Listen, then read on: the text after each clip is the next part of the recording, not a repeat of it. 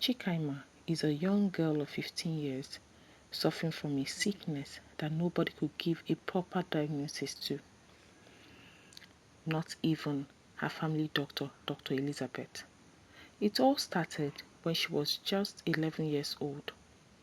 She was spending a long holiday with her parents when the sickness started, and she slept almost all through the holiday. Whenever she wakes up, it was just to ease herself, eat, and then return to sleep. Her family was devastated. She slept up to 19 hours out of 24 hours in a day. Chikaima's parents, Mr. and Mrs. Okafo, took her to different hospitals in order to find out the problem and the remedy to it. Chikaima is their only child, and so they were hell-bent on finding the remedy to these sleeping episodes that threatens their peace. It was in their quest of finding a remedy to Chikaima's sickness that they met a doctor who attributed it to a change in her body system, and her parents chose to believe the doctor since it had never happened before. Soon, Chikaima was her normal self, and her family forgot about her sleeping episodes. Her mother felt like this was one of those things, and it has come and gone and never to repeat itself again. 6 months later, their joy was cut short as the ailment occurred again, and this time during her promotional examination. Her parents kept waiting for a medical report, but when it wasn't forthcoming, they decided to try the traditional way. Chikaima was then taken to her hometown in Ebe. The herbalist said that she was evil and that she transcends to the spirit world during her sleeping episodes. The herbalist asked her parents if evil did not start prevailing in their family immediately after Chikaima was bettered. The question from the herbalist was more of an affirmation or a declaration of what had happened in the past than a question.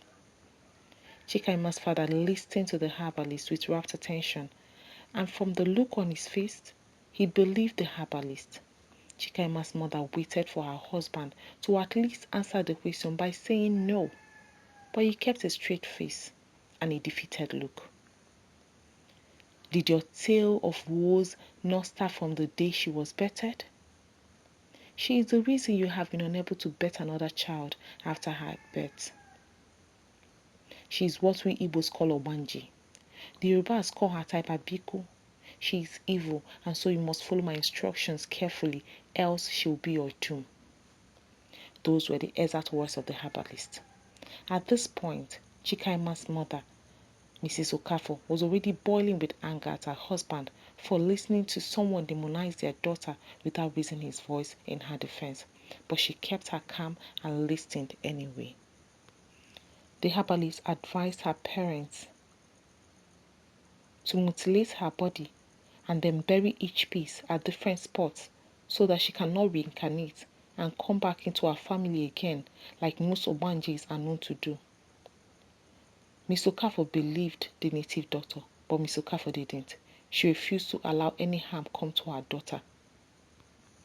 It was at this point Mrs. Okafo shouted at the herbalist, "Will you shut that nonsense you call a mouth before I close it for you? You open your mouth and call a child that made me a mother evil. And then what again? That I should mutilate her? May evil befall you and your generation." Mrs. Okafo and her husband left the herbalist, and she swore never to go visit any other herbalist or spiritualist, not even a church, over her daughter's case ever again. All they know how to do is destroy people's homes. All the spiritual stuff is a money-making venture to them and nothing more. We'll wait for a conclusive medical report, she said. Mr. Okafo continued to nurse the idea of killing his daughter Chikaima. In his mind, Chikaima is truly evil. His mother died the same day Chikaima was bettered, and he stopped getting contracts after her birth. And finally, his wife became the breadwinner of the family. Mrs. Okafo is a designer. She makes affordable ready-to-wear and she's very good at what she does. She makes enough money to take care of her home very well, but that was to the detriment of her health. Mrs. Okafor is a very logical person. She knows that her inability to bear more children was as a result of the constant stress that she's made to go through every day in order to put food, clothing, and shelter on her family. She knows that the countless miscarriages she has had in the past is not because her daughter is evil. Rather, it is as a result of stress from her work. And she didn't want to slow down her work for the fear that another designer might take over her client. Mr. Okafor, on the other hand, is a very good husband and father, but can sometimes be very unreasonable. He was getting contracts from the state government, and that was because the commissioner for works was from his hometown. But they later had a misunderstanding, and afterwards, the commissioner stopped giving him contracts. At first, he drowned himself in self-pity, anger, and blame, without realizing that it was not his fault. He refused to dust his certificate and get a decent job and help his wife in running the home financially. Years later, he forgave himself for whatever action or omission on his part that made him to stop getting jobs from the commissioner and became at peace with himself and family. It was this peace that the herbalist rattled again by saying that Chikaima is the cause of all the tribulations in the family. Mrs. Okafor was about leaving for work while Chikaima was going through one of her sleeping episodes. And so she asked her husband to take care of her. She left for work, but she forgot one of her working tools, and so she quickly went back to pick it. She entered her house at a very quick pace, typical of someone who is in a hurry, and without warning, she barged in on her husband. She caught her husband trying to harm his daughter using a pillow to cover her face. She screamed and her legs became wobbly. She couldn't find the voice to speak. "What are you doing to your own blood?" she managed to ask in whispers. "I think the herbalist is right," Miss Okafor said amidst tears. "My mother died the very day she was bettered. I lost my friendship with the commissioner and I stopped getting contracts after her death. What about you? You started having miscarriages after her death. I feel it is best we let her go." Mrs. Okafor stood there for some minutes looking at her husband like one would look at a beast or a strange creature. "Do you have any idea that you have just vomited rubbish? For Christ's sake, your mother had been very ill even before you met and married me. How is it your daughter's fault? I'm unable to go through a smooth pregnancy and have another child for us because you have refused to work. And so I work like a beast with no time for realization whatsoever, simply because I have to put food on our table. Plus the competition out there is very stiff, and so I work extra hard. Don't you know that for a baby to grow in this womb, that I need to at least relax and be taken care of? None of this is our daughter's fault. It is a pity that in our society, once we do not get what we think we deserve, we find a way to blame the people around us. It's a pity that you have chosen to believe a traditional medicine man over your own family. I am sorry, but Chikaima and I are leaving you. I cannot allow her stay with you for another night. I cannot lose my daughter simply because she has a sleep problem, which is not her fault." Miss Okafor moved out of her matrimonial home that night, and she took her daughter along with her. This led to their separation.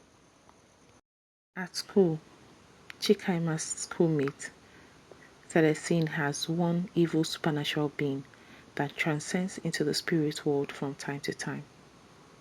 This affected Chikaima badly, but she found solace in her mother and her doctor, Dr. Elizabeth.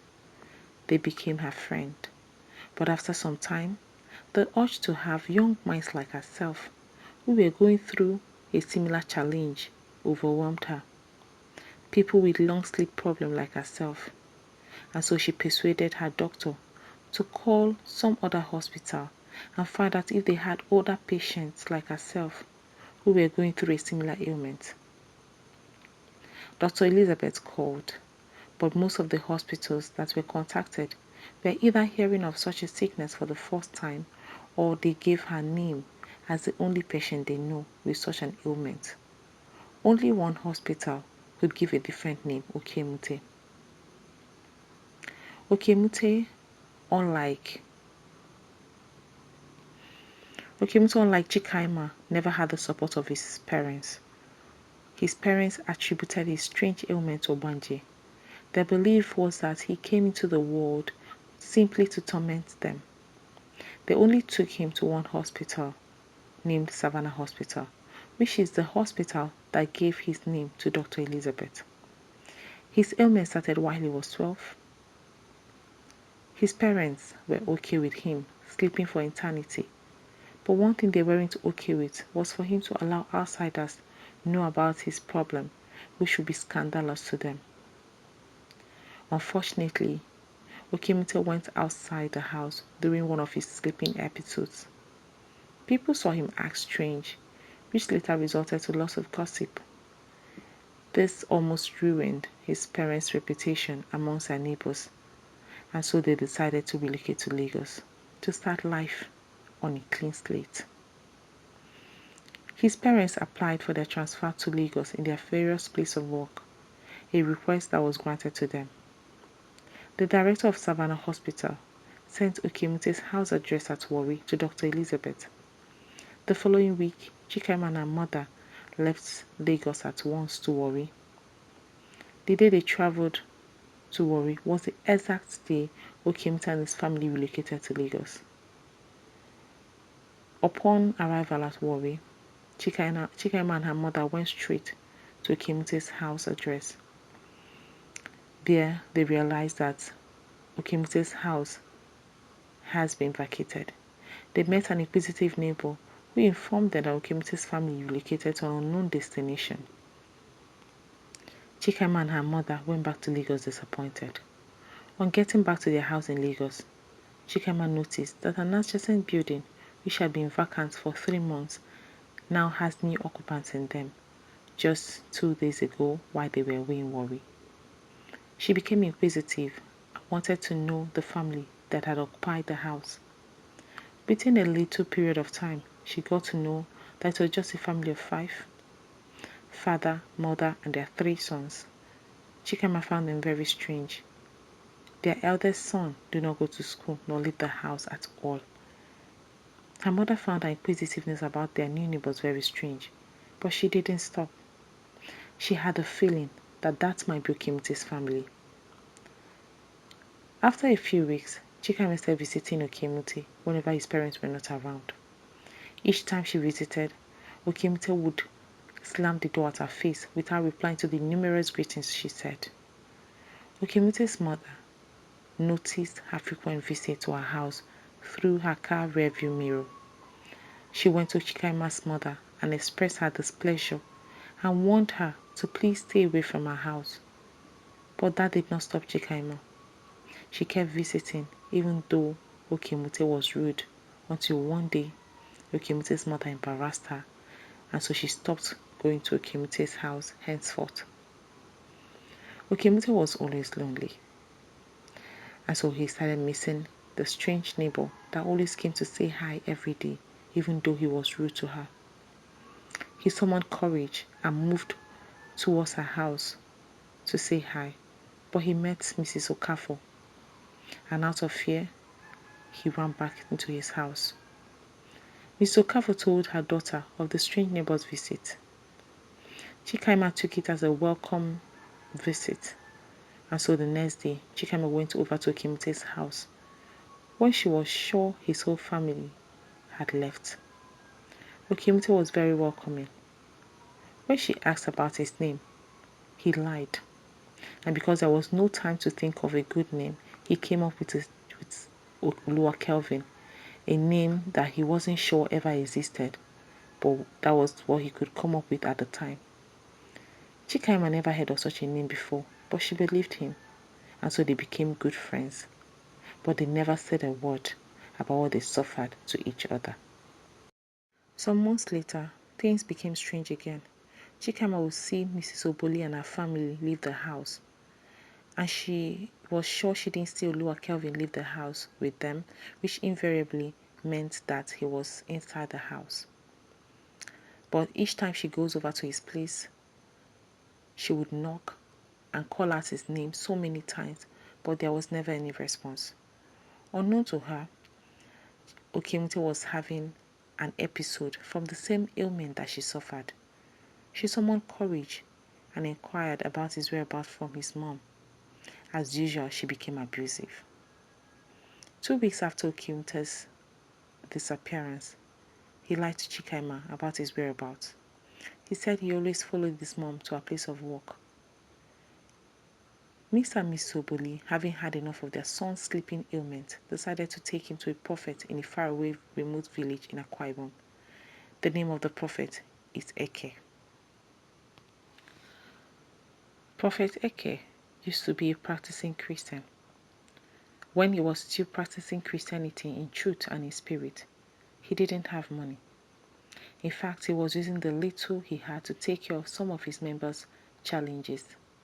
His wife cursed and abused him until he started practicing falsehood in the name of Christianity. His first victim of falsehood was a young man named Obinna, who just got settled by his boss for his apprenticeship, of which he served his boss for 7 years. For a better understanding, Obinna did what Igbos call Nwa boy for 7 years and was settled by his boss. Obinna went to his spiritual director, Prophet Eke, and told him to please pray for him so that his business would prosper. Mrs. Eke was by the side of the workshop listening to all that Obinna said. After Obinna had gone, Mrs. Eke hounded her husband like a criminal. You sure do not have sense. You really wish to die a poor and wretched man. Are you not supposed to lie to him about a member of his family trying to make him useless? Are you not supposed to instill fear into him until he gives you a large portion of that money before you let him go? How is it so hard for you to do what your mates do? You go about acting all righteous while my children and I go to bed hungry. You're a very shameless man. All these and many more were the abuse Eke faced in the hands of his wife until one day he gave in as I lied to Obinna about people trying to destroy his destiny and make him useless. Obinna said doling out cash for prayers to be conducted on him. With time, Prophet Eke finally collected everything on Obinna until he became estranged with every member of his family because Eke told him that the members of his household are his enemy. Eke became a happy and changed man ever since he started practicing what his wife told him. You see how beautiful and rich we have become ever since he started collecting what is due to the Lord from those church members looking for what is not lost. If you didn't collect this money from those people, they will take it to another man of God. Our people love miracles and prophecies that surpasses human understanding, so you must be ready to give it to them. Most of Prophet Eke's victims were vulnerable kids. A day before Okiemute left Akwa Ibom, he wrote a letter about his life in detail and delivered it to Mrs. Okafor. Unfortunately, Mrs. Okafor forgot to deliver the letter to her daughter that very day. Okiemute was taken to Akwa Ibom. To his surprise, the place looked more like a place of torture than a place of worship. Immediately they came in, without his uncle saying a word, Prophet Eke looked at him and called him an evil child and ordered that he be taken to the holy ground. The holy ground was a prison where the prophet kept people that are to be delivered from witchcraft. The holy ground was dark. A lit-up candle was the only source of light in there. Okiemute's uncle left him behind and went back to Lagos. okiemute met some kids in the holy ground. They were all weak and emaciated. There was one named Efe. He was the eldest in the room. Soon it was evening. Okiemute and the kids in the holy ground were brought into the church arena, and once the pastor appeared, the kids started acting abnormal. It was like they were possessed by some spirit. They said all manner of evil they committed against the human race. Okiemute was astonished, but never said a word. At night, Okiemute was tortured so badly that he started confessing to things he never did, things he never even imagined. Chikaima came across the letter Okiemute wrote to her. She felt remorseful and disturbed over his plight, but she kept the contents of the letter to herself, just like the letter said she should. Few days later, Dr. Elizabeth called. Chikaima had just been diagnosed of keline syndrome. Chikaima exposed the contents of the letter to Dr. Elizabeth and her mother. Her mother also disclosed to her the reason she left her dad, Mr. Okafor. At once, Dr. Elizabeth and Mrs. Okafor paid a visit to the Obolis. Mrs. Oboli didn't give them a listening ear when they went to dialogue with her. It seemed like a wasted effort, but Mrs. Okafor reported the Obolis to the police. But Okiemute's parents retorted that their son was sent to the neighboring country, Ghana, even before they packed into Lagos.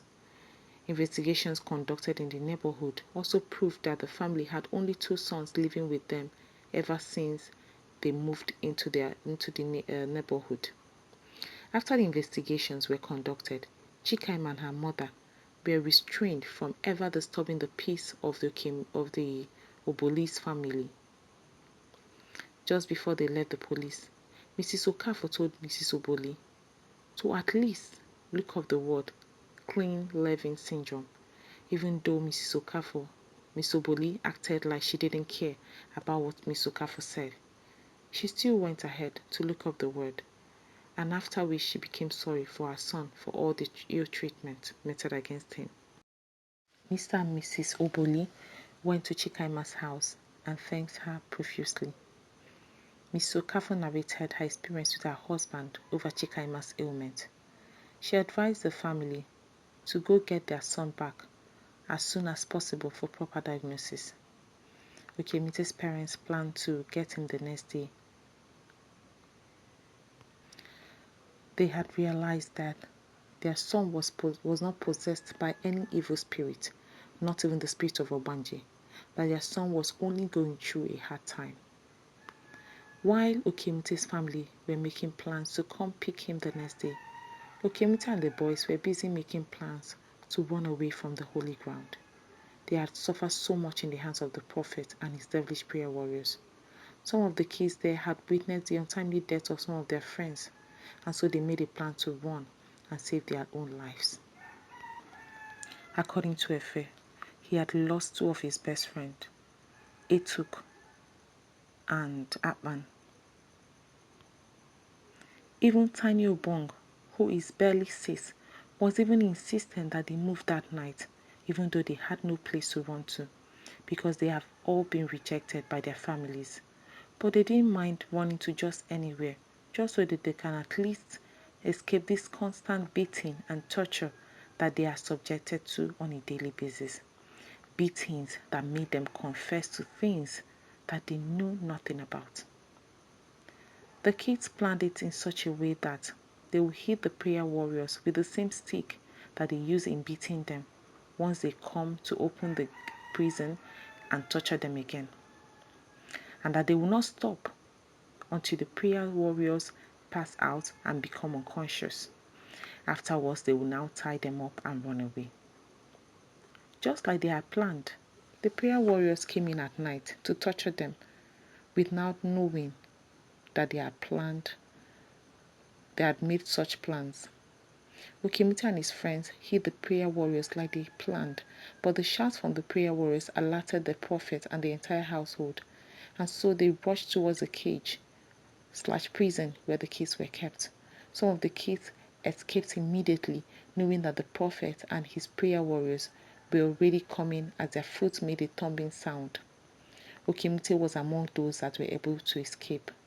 The others were caught while trying to escape, while some were already at the brink of death and were too weak to even make a move. Obong was among those people that could not run. His leg had been badly damaged by the prayer warrior's stick. After they had run to safe distance, Okiemute and the boys vowed to go back the next day, at least for the sake of Obong. Obong really wished to be free, even though his leg was bad. The next day, around evening, Okiemute's family had arrived at the holy ground in Akwa Ibom. They wanted answers on why Okiemute ran, but instead they got locked up in the holy ground as well. At the holy ground, Okiemute's mom could not help but cry all day. She cried for her son, for the many children at the prison. She cried for tiny Obong. She could not understand how a human being will have the heart to hurt this little child this much, so much that his leg was beginning to decay. She feared for her son. She feared that he might have been badly injured too, and that he might run into danger. She wanted to use her phone, but it had been forcibly taken away by the prayer warriors. She cried bitterly throughout the night. At night, Okiemute and some of the boys that had already escaped from the church went back to get the remaining kids that got caught while they were escaping from the church. To his surprise, he saw his mom in there. With the help of Okiemute and the other boys, they all escaped successfully. Mrs. Oboli took the kids and they all ran into safety. After much consideration and thought about what to do with the kids that were rescued from the holy ground, Mr. and Mrs. Oboli reported to the police. The dangers of what kids were made to go through in the name of deliverance from witchcraft was revealed to the world. The story of Chikaima and Okiemute made headlines, and soon people with different ailments, which many thought were spiritual, started coming out to tell their stories.